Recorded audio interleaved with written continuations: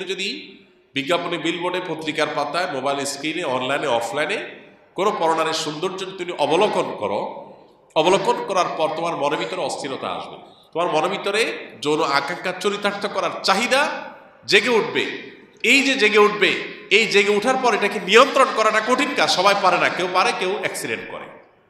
এই জন্য শরীয়ত বলেছে নিয়ন্ত্রণ করতে, আর আজকের ভোগবাদী পৃথিবী বলছে অনিয়ন্ত্রিত করতে, স্বাধীনতার নাম দিয়ে। আপনি মানুষকে লাগামহীন করে দিবেন, আবার বলুন সবাই যার যার যাকে নিয়ন্ত্রণ করো, এটা হাস্যকর, এটা সম্ভব না। এই জন্য দুইটা জিনিসে বাস্তবায়ন আসিয়াদের কান্নাকে থামাতে পারে।